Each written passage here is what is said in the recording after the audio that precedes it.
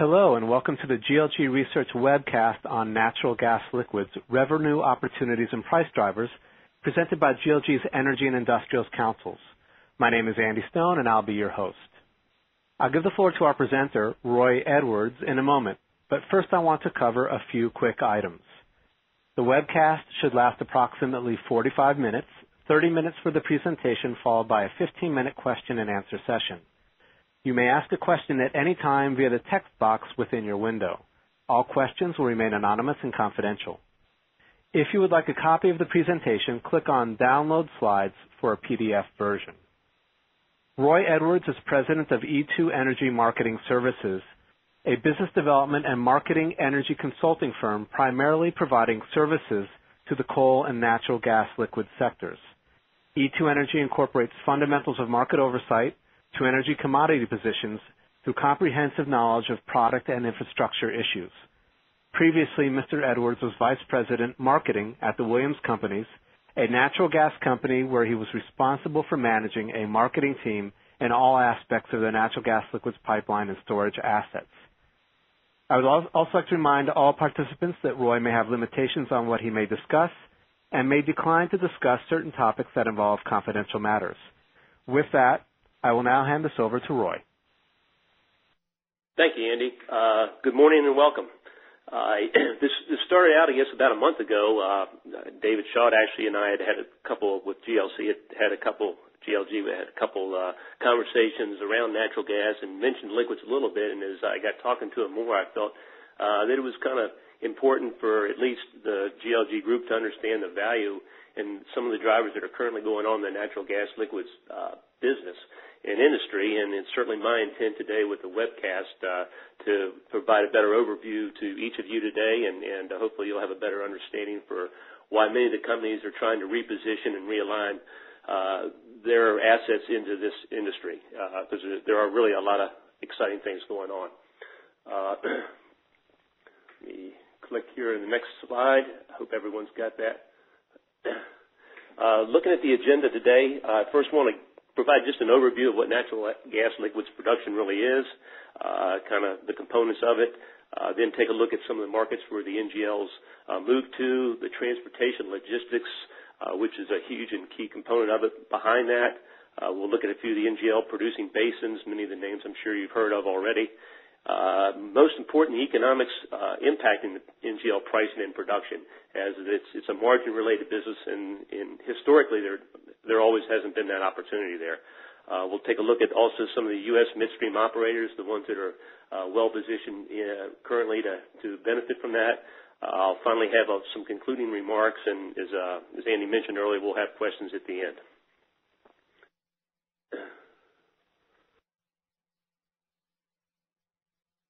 Looking at natural gas production in general, first of all, it results from the processing of natural wet gas by midstream operators. By wet, I mean there's NGLs in there, and the reason that often it's necessary to get the gas liquids out is because you have to bring the natural gas into a pipeline specification.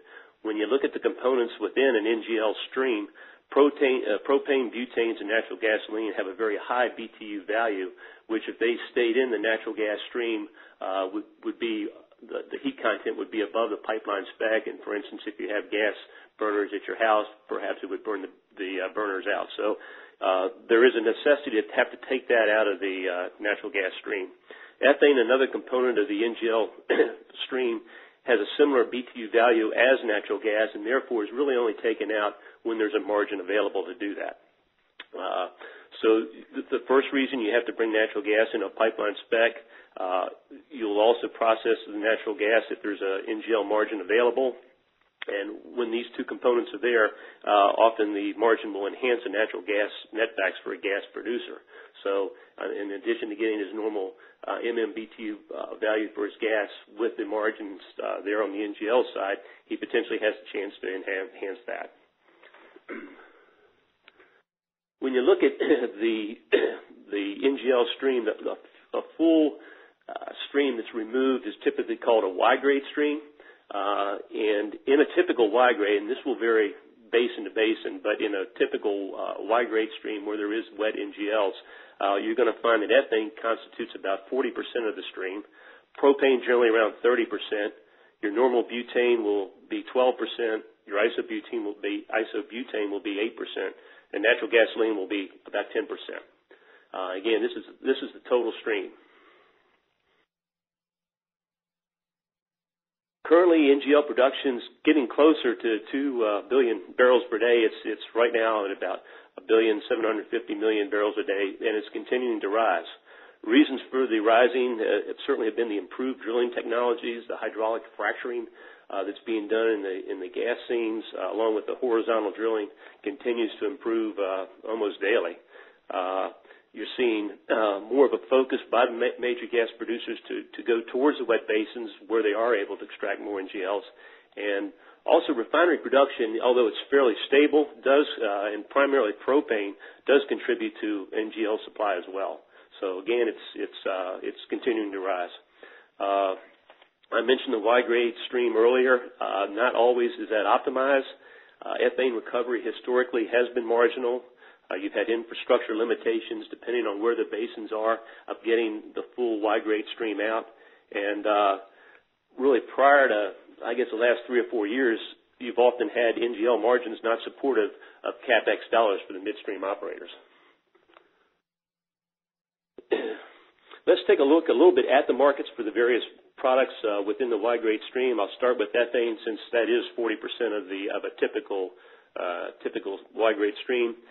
Ethane, as I mentioned earlier, competes with natural gas because of similar heat value. Again, you don't have to take ethane out if there's not a margin there. Ethane, however, is a primary feedstock for the U.S. ethylene steam crackers, primarily in the Gulf Coast.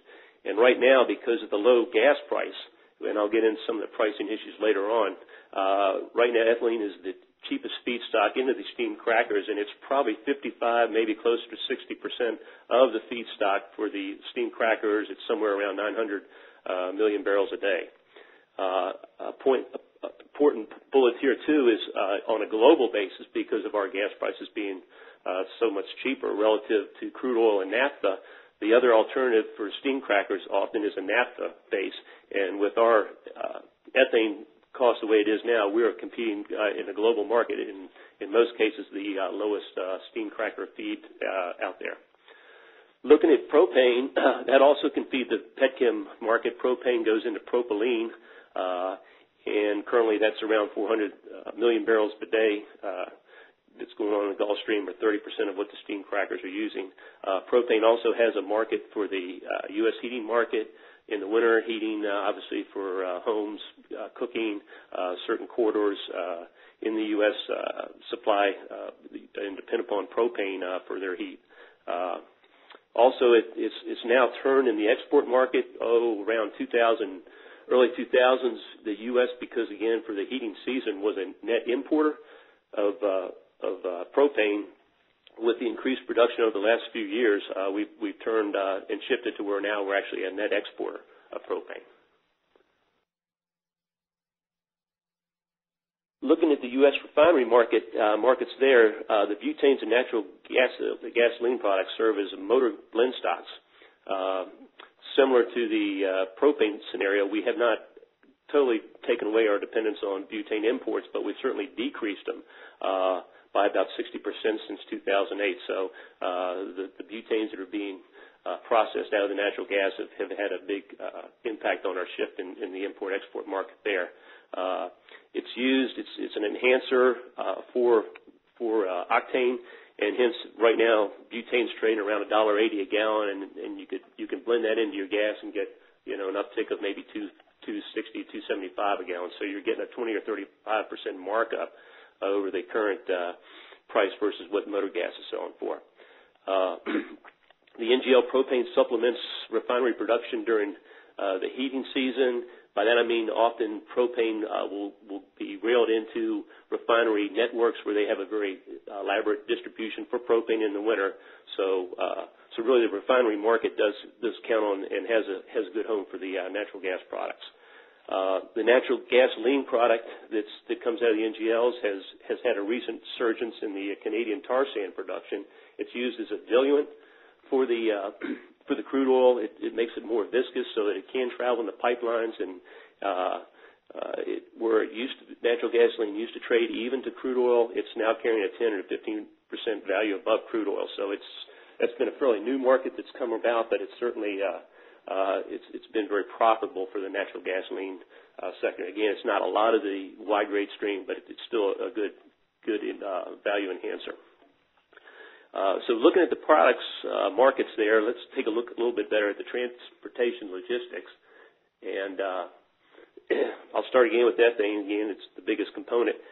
The problem with ethane is pipeline is really the only option out there due to its pressure requirements. Again, it's a lot like natural gas, so you have to have a pipeline network really to capture the ethane values or get ethane into the market. There's been some talk of moving ethane into liquid LNG vessels. That, I guess, could happen and hold some value, but that LNG opens up a whole other market, and I don't think that you can really count on LNG vessels to move ethane around on a ongoing, reliable basis. So I'm going to kind of stick with that. I think pipelines are really the only way for ethane to move. You do have a very extensive pipeline network in the Gulf Coast set up to serve the petrochemical industry down there. And often the ethane moves to the Gulf Coast in a Y-grade stream, or often it's called an EP mix, which would be ethane and propane stream. They'll fractionate out the field, perhaps the butanes, the propane, and the natural gasoline, but they'll keep the ethane and the propane they'll take out the butane and the natural gasoline for the refinery market, but they'll keep the ethane and propane in a similar stream. Looking at propane, it too can move and does move in pipelines. You may have heard of the recent unfortunate problem the Enterprise experienced up around Iowa, where they had the flooding and the propane ruptured in the pipe there. That was a dedicated propane system, and so it does move in pipelines, but it can also move in rail car or even trucks. Obviously, you have propane truck to your home. So the big movements often occur to the hubs as a pipeline, but again, once it gets into that area, it can more regionalized, can get into a rail or truck. Similar with butanes and natural gasoline, they can be trucked or railed to the U.S. refinery sector, and there's even around the regional refineries that exist, they'll have some dedicated pipelines and things that once it's isolated, it will move in the pipeline. I guess the key point and takeaway, and I'll get into a little bit later on, is the infrastructure build-outs are going to dictate the netbacks, NGL netbacks, to the gas producers. Just because you're in a basin that produces a lot of, or has capability of producing a lot of natural gas liquids, it doesn't necessarily mean you're going to be able to capture that margin or value unless you have the infrastructure set up. So again, when you look at ethane, you almost have to have a pipeline system for that to occur. If you look at the market where ethane needs to go, it needs to primarily go to the U.S. Gulf. There is some petrochemical build-outs in Canada, Alberta area, but Canadian NGLs tend to supply that market. There's a little demand in the mid-continent, but typically Canadian NGLs are working their way into that. So you really, when you're talking the petchem market, you're talking the U.S. Gulf. And there is, fortunately, a transportation system down there, but you do need to get the ethane somehow down in that area. To do that, it's not inconceivable to think that you might be paying $4 or $5 a barrel, depending on how far you have to go to the market. So, that could be 10, 15 cents a gallon. So again, you're inching into the margin. There's some margin there today to support that, but that's not always the case. When you look at the other products, propane, butanes, and natural gasolines, you can get away with some rail service. Pipeline still is always a good way to make it work. And a few of these things are beginning to occur in the emerging basins. Mark West, I'll talk about him a little bit later on, midstream operator, and Kinder Morgan have proposed various infrastructure projects in the Marcellus Basin. ONEOK, another midstream company recently announced a pipeline build-out out of the Williston Bakken area for NGLs to get them into the mid-continent, which will ultimately probably get them down into the U.S. Gulf Coast. So I've just mentioned a couple basins. Here's a map that shows it, and I apologize for them. It's a little blurry. I think at least we can highlight the main basins we want to talk about. But when you're looking at the various producing basins in the U.S., this is what they are. I'm going to flip to the next slide, but we can go back to the map if you want. The typical basins that kind of got the big NGL plays going and have allowed the improved technologies to continue are the Barnett Basin, Barnett Shale Basin, which is basically Dallas-Fort Worth, west of Texas, the Piceance Basin, which is up in the Rockies area, and that's not real clear on the map here, and the San Juan Basin, which is the Four Corners. All these were producing basins, but the improved hydraulic fracturing and the horizontal drilling have really enabled the NGL supply to come out of there, I think, a lot longer. They've extended the reserves. They've also been able to increase the drilling and expansion of the reserves. When you look at the current future pricing that's out there, and I'll get again into pricing a little bit, it's going to support further production in the for the natural gas producers to reposition their assets in the NGL-rich wet basins. And by that rich, I mean they're high in NGL content. There's some dry basins out there. For instance, there's a lot of gas production being done up in the Powder River Basin in the coal fields, but it's just coal. It's coal methane gas. There's not any NGLs in that. When you talk about looking at the rich wet basins, you're hearing a lot about the Eagle Ford, which basically lies below the Barnett Shale and extends further south into Texas down towards the Mexican border. You're talking the Marcellus Utica Basin.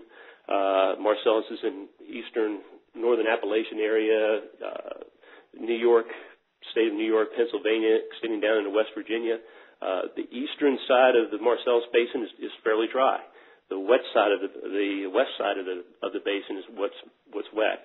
And recently, Chesapeake Corporation and announced some major findings in the Utica Basin, which lies below Marcellus. So both those are kind of in that northern Appalachian region. The Williston Basin is the basin or Bakken where you've heard a lot about the Bakken oil supply. Is basically North Dakota, Montana, actually extends even up into Canada. So having looked at the basins, as I mentioned before, really the key you need to understand, and it's important, this is kind of where we had David and Andy and I had some pretty good discussions around, and what drove kind of the thought of the webcast was really understanding the pricing and when it does make sense to produce the NGLs and when it doesn't. And first you have to start with the pricing. Because of the refinery overlap and the markets that propane, butanes, and natural gasolines tend to serve, they're typically linked to crude oil. Ethane, however, again, similar heat content, it can be removed, extracted from the natural gas stream or remain in as a heat, tends to follow what natural gas prices tend to follow. So right away you're establishing a relationship from WTI crude oil price relative to a natural gas price. And the wider this spread is the better it's going to be as far as encouraging NGL production. So NGL netbacks will enhance natural gas values when the margins are there. Again, if you whatever margin you have, if you're able to pick up an extra dollar an MMBtu on your gas instead of now receiving, well, I guess gas is trading under $4 right now an MMBtu, through your NGL production, you may be able to get a netback of $5 an MMBtu, and that's huge given the amount of gas a lot of the big producers are doing. Certainly the big producers are recognizing this.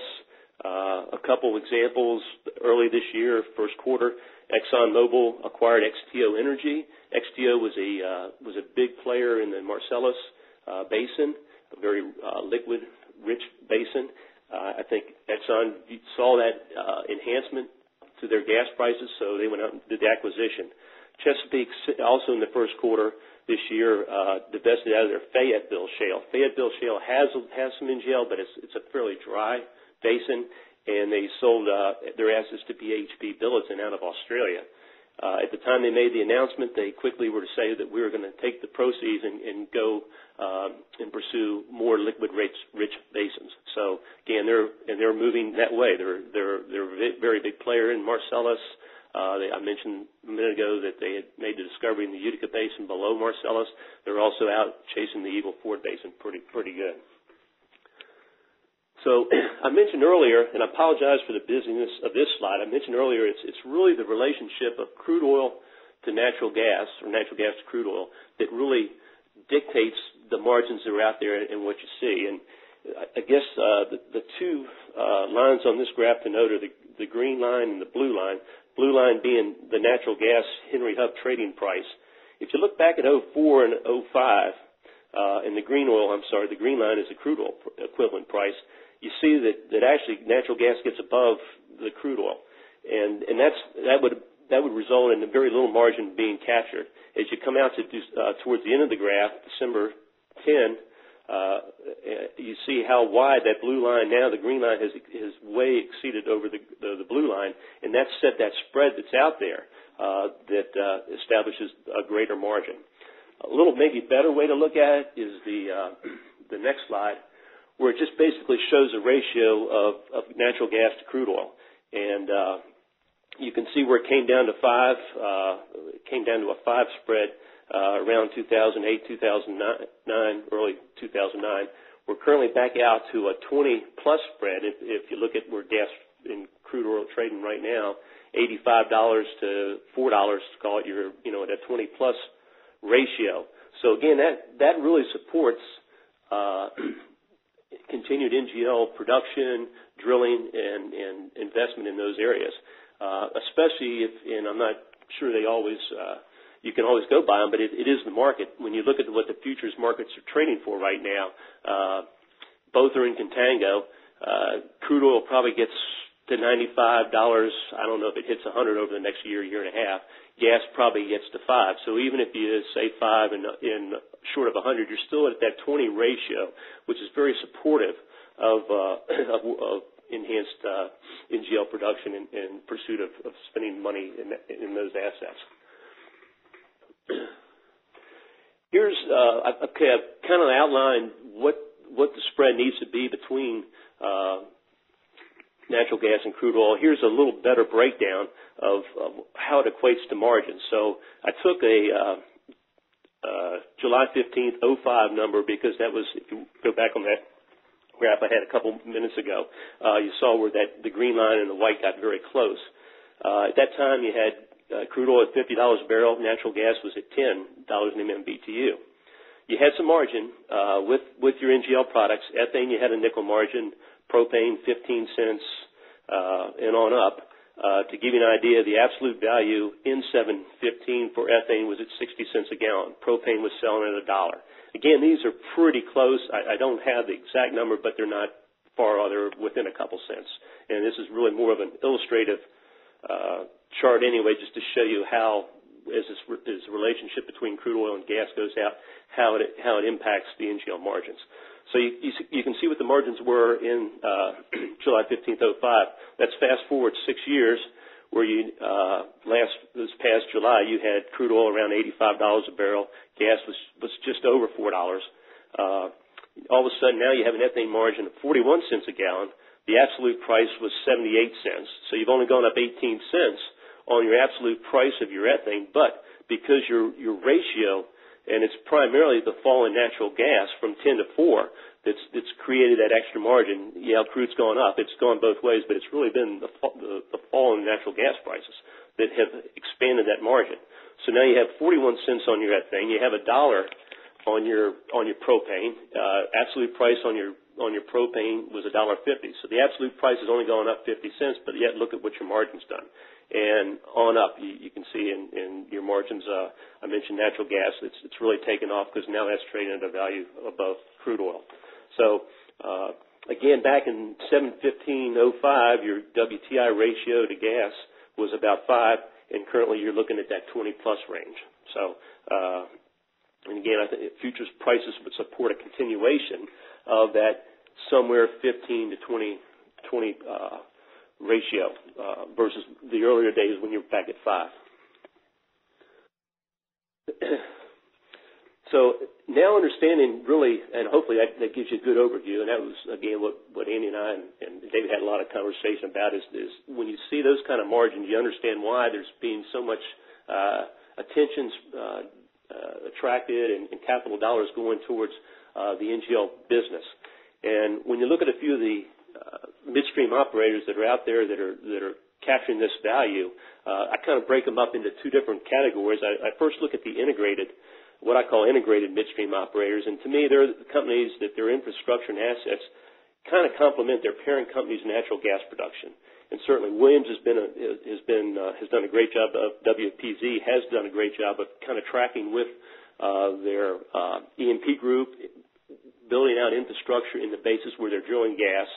ONEOK is very similar. ONEOK Partners follows their parent company, ONEOK. ONEOK has a lot of gas distribution in Oklahoma, Kansas, and Texas. DCP, Midstream Partners, probably a little bit removed from a true, what I'd say, integrated, but because they're a combination of Duke and ConocoPhillips, they tend to have a lot of good looks at what ConocoPhillips is doing. They're very active down in the Eagle Ford area, both DCP and Conoco, so I kind of still count them more as an integrated guy. And Chesapeake finally has come out with a midstream group themselves. That's a fairly new group, but it obviously made sense given the basins that Chesapeake was developing and moving towards, that they had some type of midstream group coming up too. So Chesapeake Midstream Partners is another one that's just kind of emerged over the last year. So that's kind of an integrated midstream operator. Then there's what I call the merchant midstream operators. They tend to be more of a third-party service provider. They really don't have a lot of parental gas distribution or production from their parent company. Enterprise Products Partners certainly is the 800-pound gorilla. Really system-wide. They started out as a huge U.S. Gulf and Louisiana player. They've emerged into the Rockies, into assets that tie into even Canadian production coming down. So they're pretty much across the U.S. in almost all the areas right now that they have some kind of finger in. Their fractionation capacity, though, really, again, is in the Gulf Coast. There are huge niches supplying the petchem markets down there. I believe they have somewhere near 800 million barrels a day of fractionation capacity in the U.S. Gulf area, counting Louisiana, West Texas, and the Houston Ship Channel. Targa Resource Partners, another primarily a Gulf player, Gulf and Louisiana, more of a third-party service provider. And I mentioned Mark West earlier, as they kind of beginning to carve out a little niche in the Marcellus, Central Appalachian area, even extend maybe over to the Illinois Basin a little bit, with some infrastructure there, just more pipelines and rail loading facilities and processing. So finally, concluding remarks, again, I guess I can't emphasize enough that right now when you look at crude oil and natural gas futures commodity prices, and again, you can debate whether the futures is going to be the ultimate say or not, but it's certainly what the market is trading and what it represents now. They certainly support continued strong NGL margins. That 15 to 20% gas to TI ratio looks like it will exist. In fact, you could trade around that spread right now. Given that, you're going to continue to see projected strong NGL margins for the midstream operators, which will benefit them. You're going to see those margins benefit the gas producers who are operating in the wet basins. Again, these netbacks will enhance their values on natural gas, the absolute value they get from natural gas, and so they've got a lot of incentives to do that, given gas prices where they are now, even fallen sub $4. And finally, though, the hook, the caveat is the infrastructure build-outs, especially relative to ethane. Again, that's 40% of your Y-grade stream from these wet basins will dictate the ultimate netback and enhancements that both the midstream and gas producers are going to be able to get.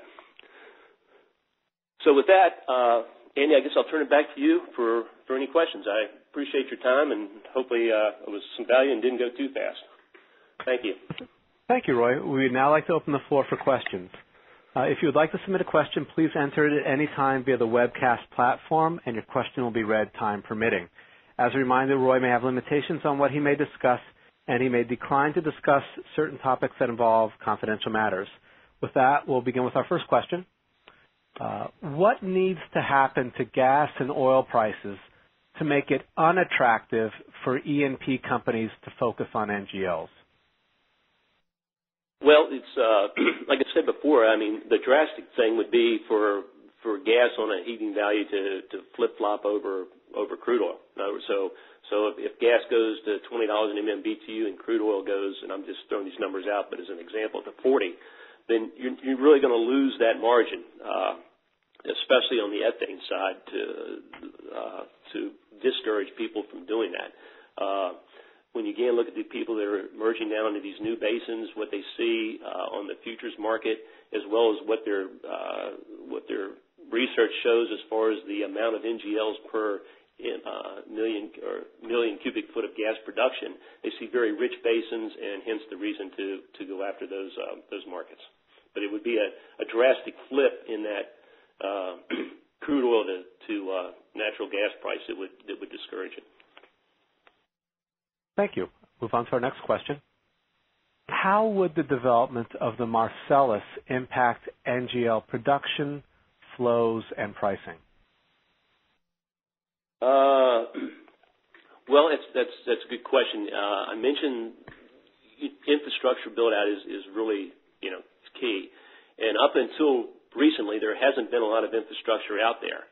And so again, when you look at ethane being 40% of the stream, they have not been able to really capture, the producers up there have not been able to capture a lot of value for ethane. They're getting a little value for propane, the butanes, with some local fractionation up there that provide good margins, but on a volume basis don't provide a lot of dollars coming in.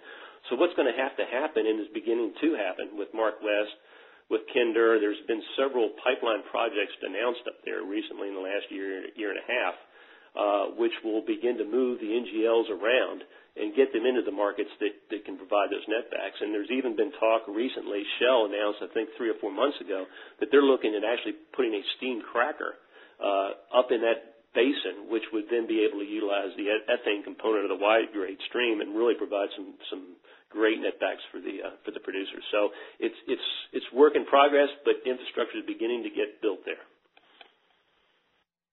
Okay, thank you very much. We'll move on to our next question. What are your views on the Granite Wash and Canna-Woodford basins? Are these economically viable for NGL production and marketing? Granite Wash is out there. I think they certainly, if you have the infrastructure in place, you'll be able to benefit. I don't see it as much as being a new basin where a lot of people are actually just driving to go after. It seems to be the current players that are in Granite Wash are making some of their doing some expansions and bolt-ons out there, and I think it's been profitable from what I've been able to see and tell. Again, with these kind of margins, if you're able to capture any NGL products and get them to the market, certainly Granite Wash is down in close to the Gulf Coast. There's infrastructure that gets it into the petchem market.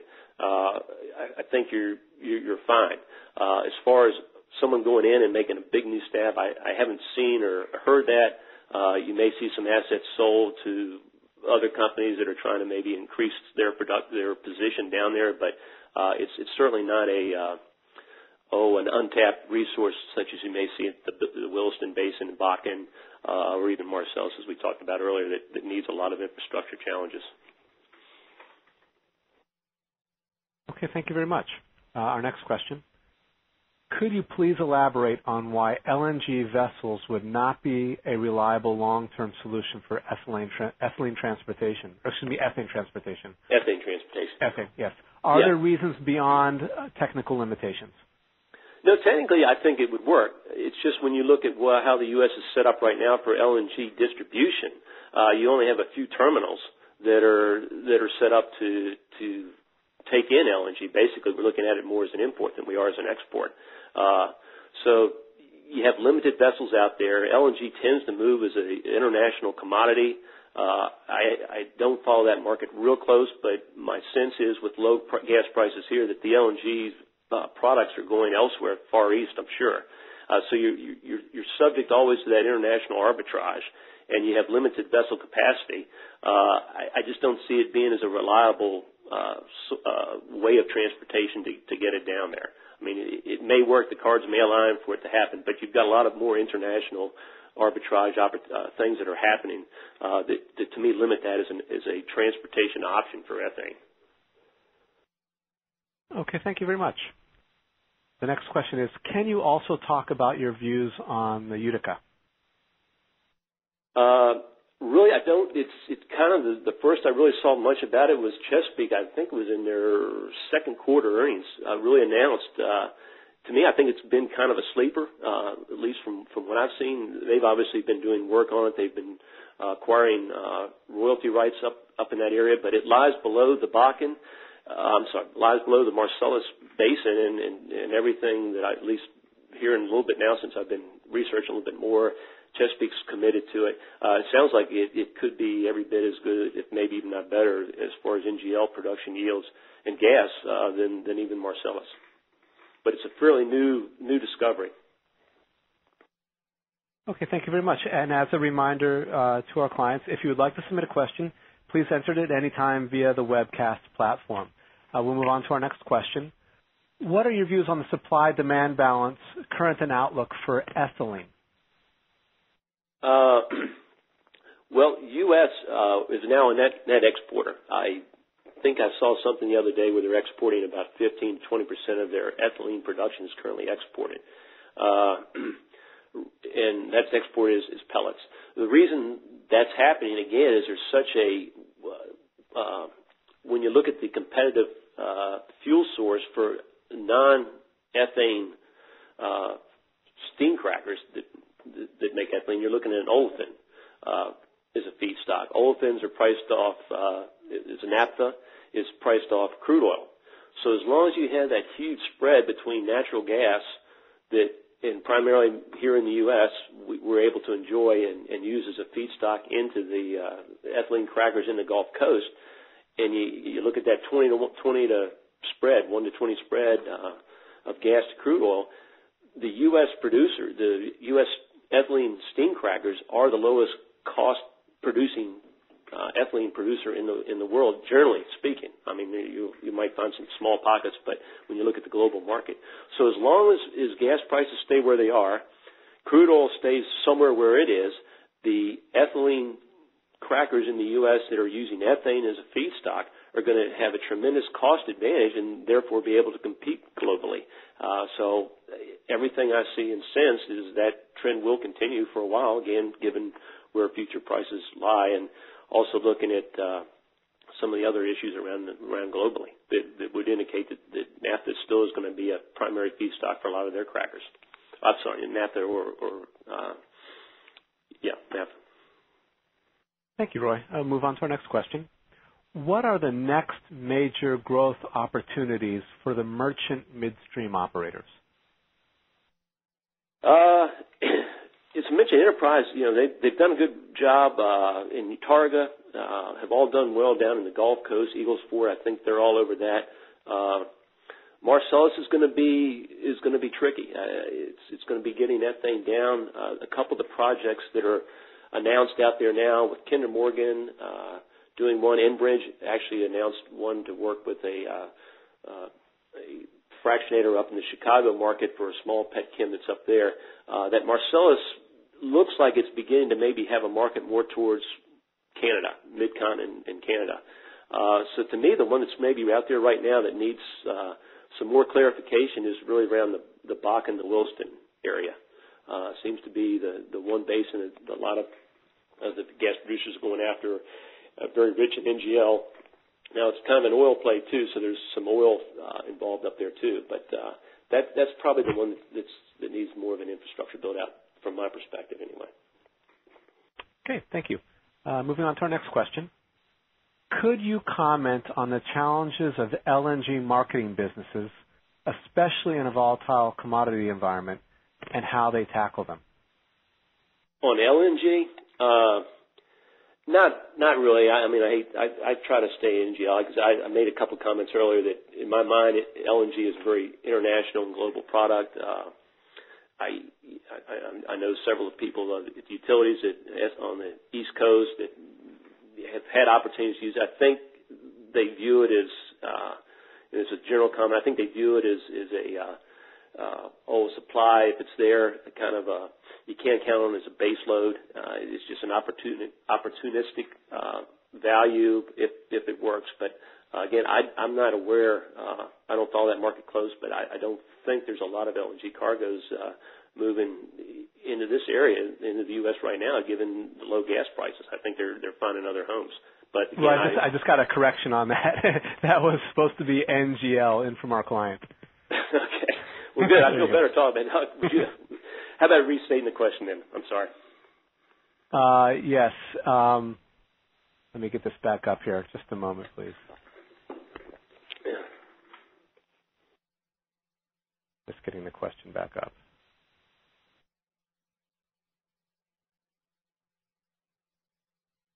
Let me go to another one while we're waiting for that, if we can. Okay. Can you comment on the role of master limited partnerships, MLPs, in NGL markets? If policies governing MLP tax advantages were to change to a less favorable tax structure in the future, how big of an impact would that have on the key players in this space? Well, when you look at changing the tax structure of an MLP, you got to question whether that would happen or not, and it certainly would impact more than just the midstream guys. It would, a lot of the pipelines, Magellan's, Kinder Morgan, a lot of those guys. But I guess if you assume that were to happen, apologize for the noise in the background. If you do assume that were to happen, an MLP is more, I guess, an advantage to the unit holders. When you look at the assets that lie in the midstream MLPs, the Enterprises has been there a lot of years. They were there a long time before the MLP concept came out. They have very solid assets. Their revenue stream is often very stable, predictable, hence it's why it's an MLP, right? So I think you're going to still see those players still pursue that business. They understand the processing business. There's still a chance, there's still the opportunity to capture margins, make profits, do sound business. They're very cautious. I don't know that you'd see it really change a lot, would be my take on it. Again, it probably has more impact on the investment community and how it's structured and dividend shares versus the double taxation that corporations have. But their assets are solid, their revenue streams are protected, and of course you've still got the volatility of the margins there. Okay, thank you very much. We'll move on to our final question, which is a restatement of the question from earlier. Could you comment on the challenges of NGL marketing businesses, especially in volatile commodity environments, and how to tackle them? Okay, say it one more time, Andy. I'm sorry. Yeah. Could you comment on the challenges of NGL marketing businesses, especially in a volatile commodity environment, and how they tackle those challenges? Okay, when you look at NGL marketing, we discussed the different markets, basically the petchem market and the refinery market. If your margins drop down, you're going to be now at the point where maybe ethane isn't as favorable. On a global basis, you're still going to have many of the steam crackers are still set up in the Gulf Coast to run ethane, irregardless of what the cost is. So you're still going to have a market for it. It may not be as beneficial, advantageous as it currently is. The refineries are still going to need the feedstocks for butane, natural gasoline. Natural gasoline, as I mentioned earlier, has become a huge product desired up in Canada for the oil production and the tar sands. Propane's always going to have a heating market in the winter. So, you're probably going to be losing margins. You might lose some market share. I'd see the biggest one being more on the ethane side from the steam crackers to maybe if again, naphtha became a more favorable feedstock. I'd see that's probably the most vulnerability would be on the petchem side. I think you're still going to have a pretty good little niche for your propane, your natural gasoline, and your butanes with the refinery sector and the heating sector in the U.S. market. Okay, thank you, Roy, for your time, and thanks to all the participants who joined us. We have some upcoming events which you may be interested in. a webcast on Latin American construction equipment with Jose Brusset, former Latin America Director at Caterpillar, on September 1st at 11 a.m. Eastern Daylight Time, a webcast on the 2011 corn and soy harvest, and Allendale's Incorporated's annual crop survey with Rich Nelson, Director of Research at Allendale Incorporated, on September 7th at 11 a.m. Eastern Daylight Time, and a roundtable on U.S. natural gas project development with Lee Mayu, former Global Commercial Advisor, Upstream Ventures at ExxonMobil, on September 13th in New York. That will conclude our webcast for today. If you would like to follow up with Roy or have any other inquiries, please contact your Gerson Lehrman Group Research Manager. Thank you.